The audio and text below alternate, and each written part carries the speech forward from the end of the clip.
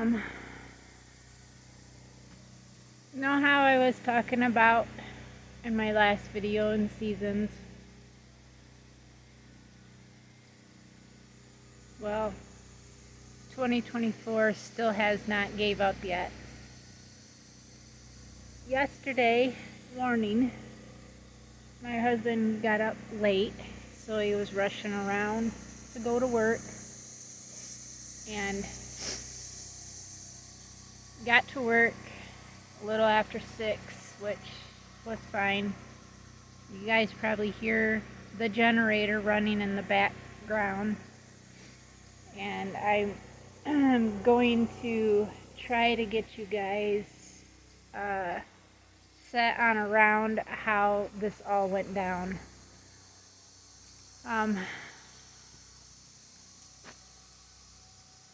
He gave me his normal kiss, goodbye, went to work. I didn't hear his text when he got to work, because he texts me every day to let me know that he was, he got there and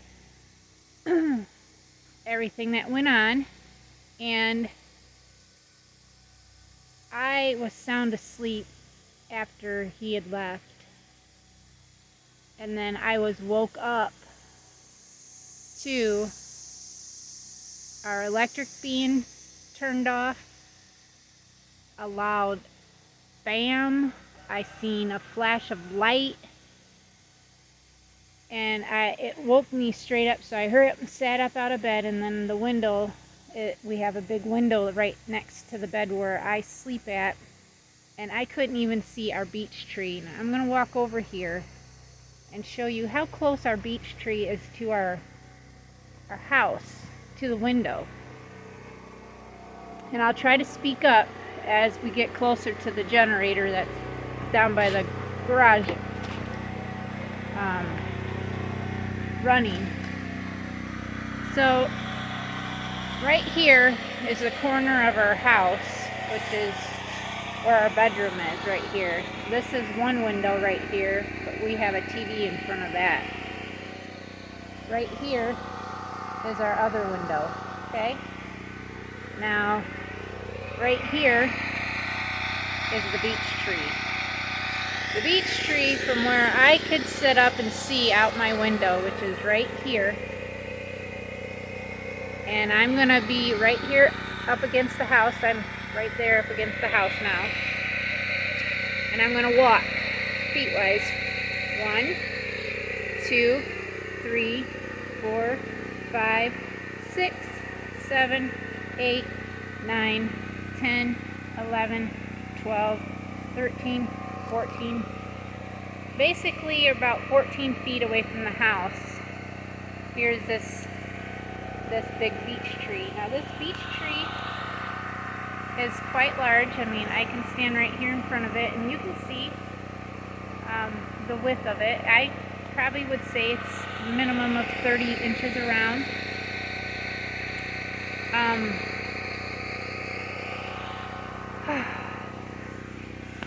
When I got up, woke up, I should say, I couldn't see the beech tree. It was raining so hard, and the wind was blowing so hard. I hurried up and grabbed my phone, and when I opened my phone up, the first thing I'm seeing is National Weather Service has issued a tornado warning. Take cover now. That was I got that at like 8:10, and it was 8:12 when I picked my phone up. You're talking 2 minutes. I hurried up, put my slippers on, and I was just in my pajama top and underwear, and hurried up, grabbed my phone, came out to the kitchen real quick as I'm trying to the wind was blowing so hard. I couldn't see anything. I couldn't see out any windows. It was blowing so hard, and it was gray looking. I've never seen anything so gray, but I couldn't see anything outside. It was blowing so hard.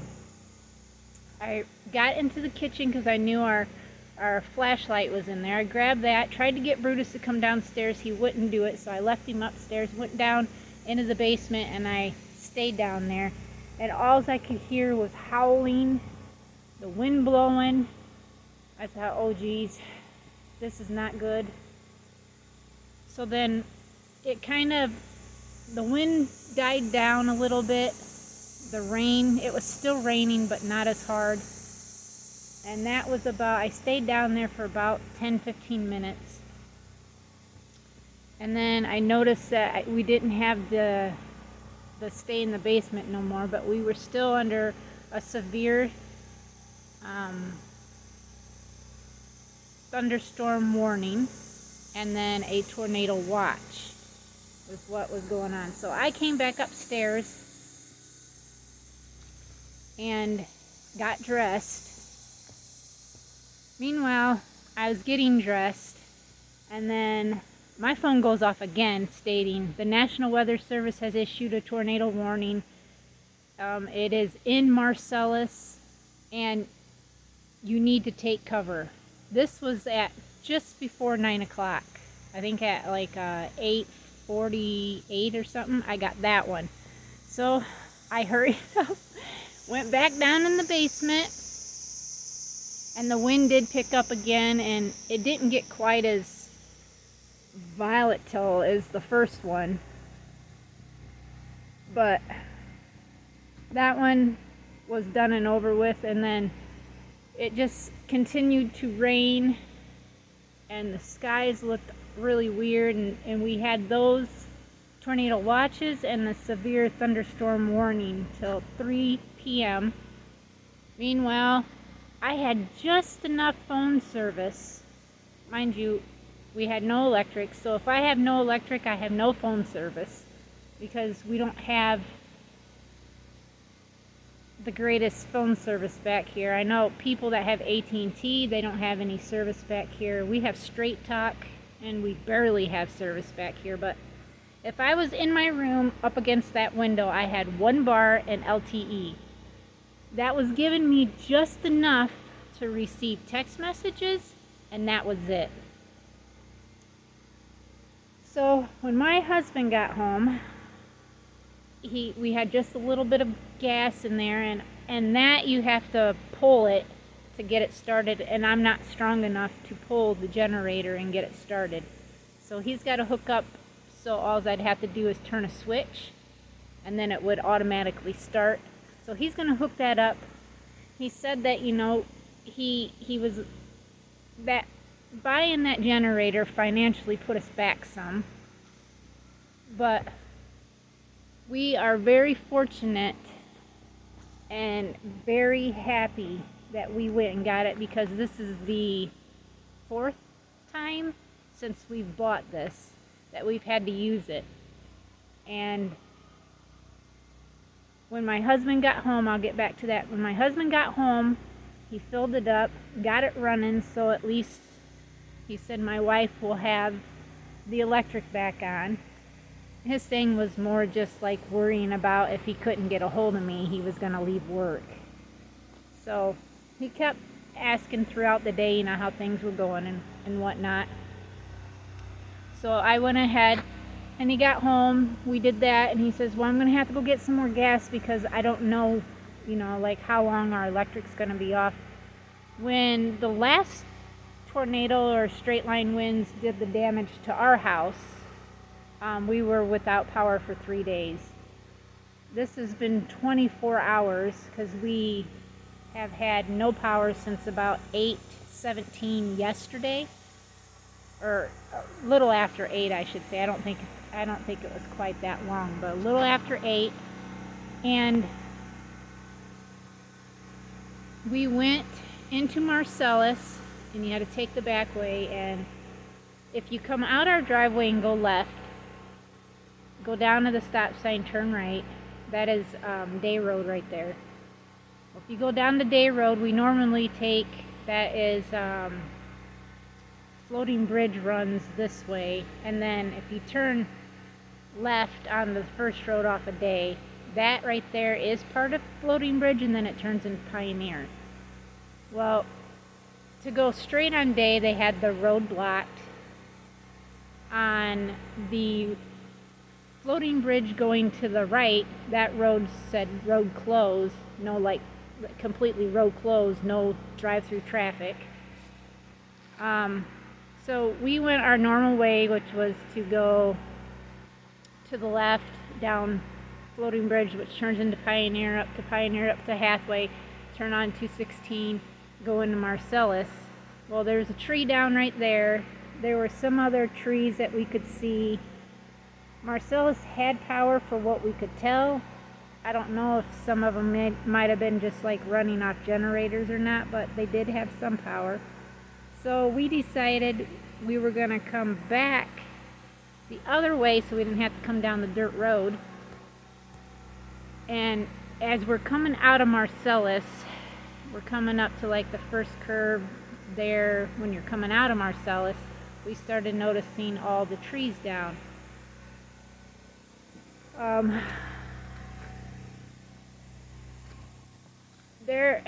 The storm was traveling southeast at 41 miles per hour. There were 2 different tornadoes, assuming there was 2 different tornadoes, because the damage that we seen not even a mile from our house is devastating. I know there was a house on 216 that has no roof. There were barns that were, sides were tore off, trees down everywhere across the road. Then we come down to where we normally can come down on off of Bent here and come that way. And there are more trees. There's so much damage that a brick home at an old dairy farm down on Floating Bridge Road, I know the people that own that place, and the top of their house, the roof is gone. The house across the road from them, which is on Day, they got hit too, not the house, but their pole barn was gone. Like, all that was left was the concrete floor.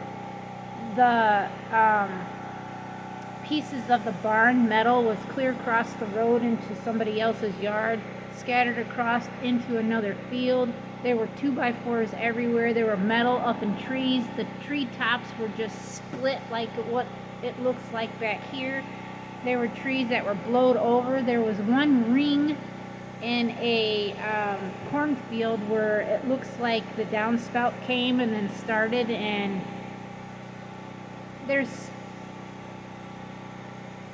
if you live here in Michigan and you went through Portage after that tornado went through there, that's what this looked like. Not even a mile from us to the north, the next street over. Or if you come up here to the left of us or to the right of us and then go north, it looks like a war zone. So when I talk about having to deal with seasons of life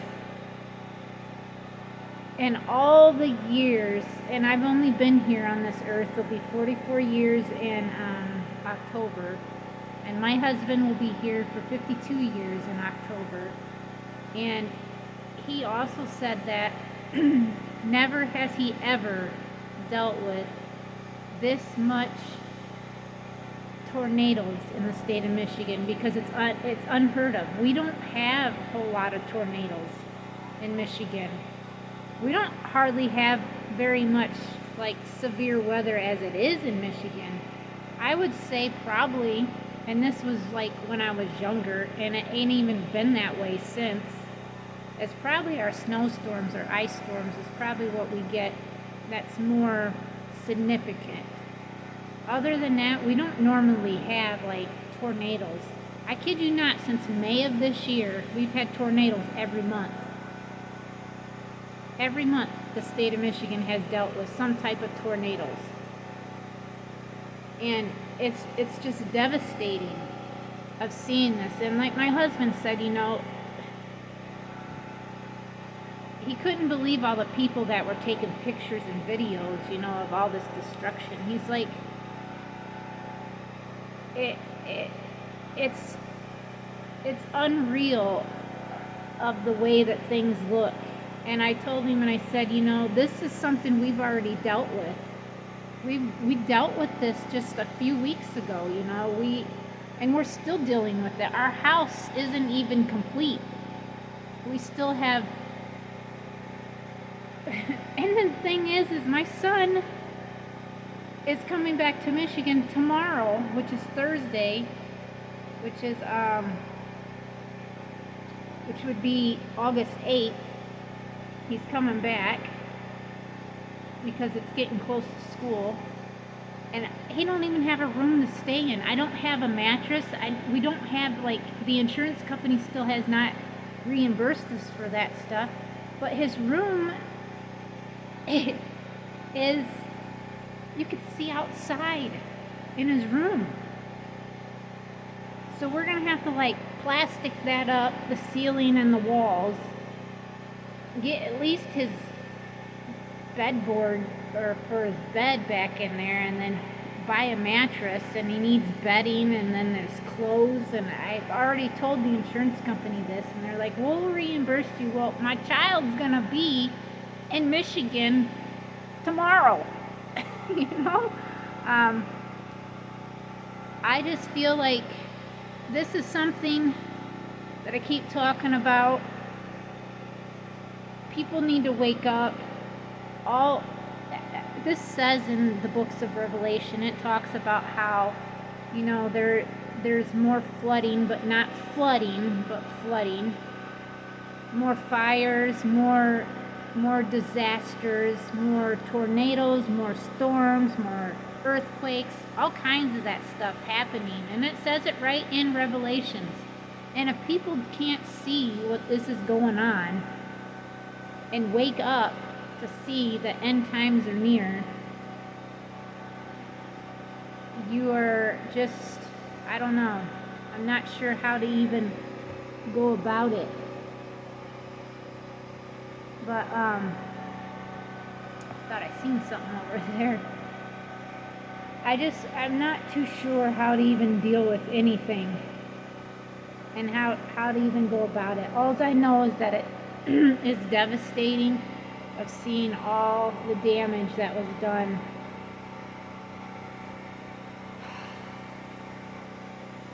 And like my husband said, insurance premiums are gonna go up because insurance companies are paying out by the millions. And it's just not good. I hope everybody is safe. I don't think anybody was hurt, but I'm not for sure. I don't believe there were any livestock animals on any of these big farms that did get hit. They're mostly just seed and hay, you know, farmers. So that's a good thing. But that farm that I was telling you about down on the corner, their barns are like destroyed.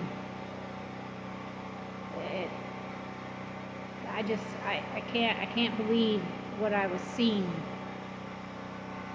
I mean, I can because I can see what happened here, you know. And this still looks terrible here, but what do you do? So I'm thinking about just doing a few videos today to try to get a little ahead of myself, and I'm actually gonna take off of YouTube. I've got 5 videos right now. This one will be number 6 that I'm ahead on, so I could take basically a week off and really just focus on this here. If anybody needs help, focus on my own healing that I need to get done, focus on getting the little tedious stuff here done. I probably will do a little bit of videoing here and there, but probably not a whole lot. I've got bunnies that will be kindling this week. I've got goat breeding I need to get ready for this week. I've got a lot of stuff that's got to be done. Well, actually, it's for next week, but I kind of want to try to possibly just do enough videoing the rest of this week, and then on Monday I'm going to call it, and that's going to be where I am going to try to just focus on here on the homestead, get some stuff caught up, get things done, and then go from there. And then get back into videoing again, and everything to that extent. So thank you guys again for watching. I'm already 20 some minutes into this video, so this will be a number 6 video, and then I'll probably do one more, which will get me ahead. I'll probably do a video of all the animals and maybe a little bit of the garden, and that will be that. But thank you guys again for being here. I appreciate it. Just pray for those people that have all this damage done, and that hopefully they have insurance, but if they don't, at least their lives, you know, are good, because materialistic stuff can be replaced, but a life cannot. So thank you guys again. I'm assuming we're probably, the power poles were gone, and this is the reason why we don't have electric.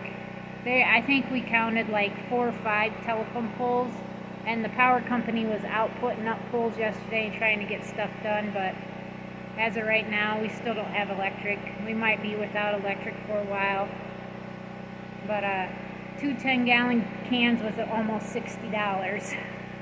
So it's probably going to cost us a little fortune. And I told my husband, I said, it's not cheaper to run a generator to run your electric right now. He says, not now, but back in the day when we first started driving and stuff, it would be cheaper to run a generator then than what it would be now. And that's for sure. So thank you guys again. We'll see everybody tomorrow. Hope everybody's safe. Take care. Till next time. God bless.